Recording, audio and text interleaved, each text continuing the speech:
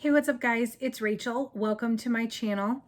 If you are new here, I'm a part-time reseller on sites like eBay, Poshmark, and Mercari, and I like to find undervalued goods, particularly clothing, shoes, and accessories, and resell them on these online platforms for a profit. So today I'm going to share with you my list of brands from 2021 that always sell. So my 100% sell-through rate, every time I've picked up these brands in 2021, they have sold for me in 2021.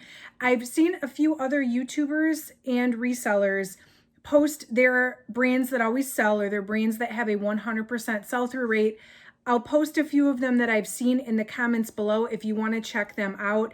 I know it can vary by region, what you have access to, and you know what you generally pick up when you are sourcing. So I figured I would share my list with you since it's going to be a little bit different for everybody. If you like reseller content, certainly consider subscribing to my channel. I do post new reseller content about 3 to 4 times a week, and I love just sharing my reseller life, what works for me and my business, in hopes that it helps others really just figure out what works for you and give you some ideas and strategies you can sort of work off of for your own business. So if that sounds interesting to you, certainly subscribe to my channel. Also, at any point, drop me a like if you find this helpful, and let me know in the comments, are these brands that you regularly source and sell, or are there any brands that you regularly source and sell that are not on my list that you say, every time I find this brand, I pick it up because it's always going to sell? Definitely let me know down below. So these are not in any particular order. Since I did look at the whole year 2021 though, I'm giving you 12 brands based on how much of them I've sold. You know, there's lots of brands that I picked up maybe once and it sold one time, but out of everything, these are the ones with 100% sell-through rate that I have sourced and sold the most often. So I'll share with you the brand, my average sale price, my category that sells the best out of the brand, and then I'll also share which platform it sells the best on. The different platforms tend to have different audiences, so I figured I would also share with you which platform I sold the most on. Some of these brands are going to be very obvious bolos, but some of these other brands might surprise you, because really there's some on here that surprised me too. All right, so the first one I'll talk about here is a no-brainer. It's Patagonia. I always pick it up if I find it, even if it's a little bit dated or it's not in great condition. I will probably pick it up, especially if the price is right, because Patagonia does not stick around here very often. If I pick it up, it sells fast. My average sale price, though, is only $33, which is a little bit low for Patagonia, but last year I didn't find very many, or really I don't think any jackets or anything. They were all like layering pieces, like base layers, long underwear, t-shirts. There was nothing, no winter wear, no outerwear. So actually $33, considering the types of pieces I was able to find, is actually pretty good. Next brand I'm going to share is not really so obvious. It is Under Armour, and I don't really pick up a ton of Under Armour. It would have to be a really special piece, but I actually get a lot of Under Armour in mystery boxes, like thredUP boxes and things like that. So I always list it. It doesn't sell super high. I might pick it up at the thrift store if it's the right piece, or if the cost of goods is low enough. But really everything I've sold has been basics: t-shirts, shorts, tank tops, nothing exciting, but my average sale price is $18 a piece, which really for that kind of stuff is not bad at all. And Under Armour hands down sells the best on Poshmark. And I think I might have forgot to tell you about Patagonia. Patagonia hands down sells the best on Poshmark. Pretty much every piece of Patagonia has sold on Poshmark for me.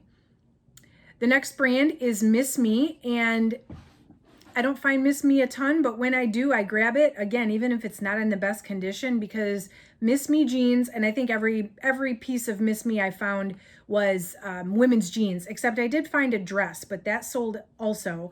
My average sale price on Miss Me is $23, and pretty much every Miss Me pair of jeans has sold on Poshmark. The next brand, I've actually heard the opposite. I've heard resellers say that they don't pick up this brand, which I guess is okay, because you can leave it in the thrift store for me. The brand is Lucy, and Lucy is an activewear brand. I think, I want to say I heard or read somewhere that they are now under the North Face umbrella, like the brand was purchased by the North Face. But it is activewear, and I mostly have sold the pants, activewear pants, and every time I pick them up, they sell. My average sale price is $23, which, if the cost of goods is low enough, $23 is a great sale price for something I maybe picked up on half off day for $3 or $4. And Lucy sells the best for me on eBay. Next brand is Ariat.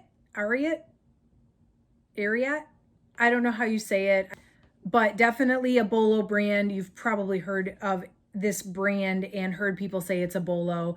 My average sale price is $31, and obviously the boots, if you find boots, are going to be your most high dollar item. My average sale price though is a little bit lower because I had a really healthy mix of boots and tops. So they do have clothing as well as shoes. They are most known for their shoes, and the shoes are going to be the most valuable. But I also picked up and sold a fair share of tops.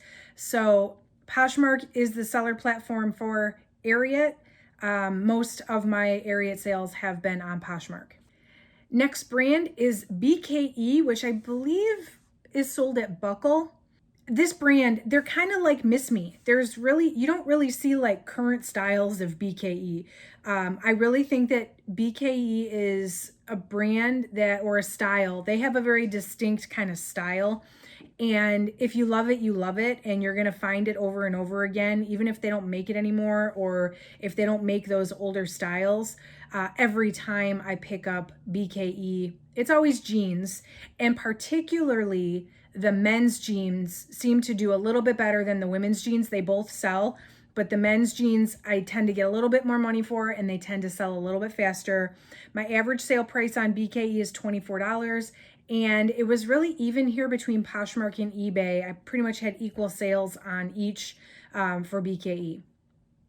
Next brand, Spanx. This one's probably a no-brainer. Most of everything I picked up in Spanx in 2021 was jeans. So they have shapewear. I know they make tops and jeans and leggings, but pretty much everything I found, I think, was jeans. My average sale price was $31, which is pretty good for jeans. Spanx definitely sell the best on Poshmark. The next one was very surprising to me. The brand is Nine West. Now, I do not pick up Nine West at the thrift store. I can't think of a single time that I've said, oh, let me pay for these Nine West shoes. Every single pair of Nine West shoes I had in 2021 came out of rescue boxes. So like a ThredUp box or a Jomar box. I did not actually source any Nine West shoes myself, but every single pair of Nine West shoes that I acquired, I will say, did sell. And I don't have any of them left. I probably didn't pay very much. If we look at average cost of goods for shoes in mystery boxes like that, I've done some other videos, which I can link you a playlist up here of unboxings if you want to look into that further. But mostly the cost of goods is not very high, maybe $3, $4, $5 at the most per pair in the box. So I wasn't paying very much for these. But if you are somebody that gets Nine West in a mystery box and you don't list them or you donate them, maybe consider listing them, because my average sale price is $22 per pair. Again, not a ton, but if you have it anyway and it came in a box that you otherwise have it to list, I would say list it. And here's the other thing. Every single pair of Nine West shoes that I sold on eBay. So I don't know about what it is about that brand on that platform, but if you come across Nine West, put it on eBay. Two more brands. The first one is Mountain Hardwear. My average sale price is $36. And with Mountain Hardwear, I've mostly been able to source and sell like jackets, pullover, fleeces, which would explain the little bit higher average sale price. But definitely I have also sold like athletic tops, pants. They make like hiking pants, or like button down shirts, whatever you can find in that brand, I would say at least look up comps, and depending on what your cost of goods, it's going to sell. So definitely keep Mountain Hardwear in mind. And finally, this is maybe a lesser known brand because it definitely has a niche market, but it has sold every time I found it. The brand is Pearl Izumi. And Pearl Izumi is a cycling brand, I guess. So they make like specialty shoes that have like the cleats that clip into mountain bikes.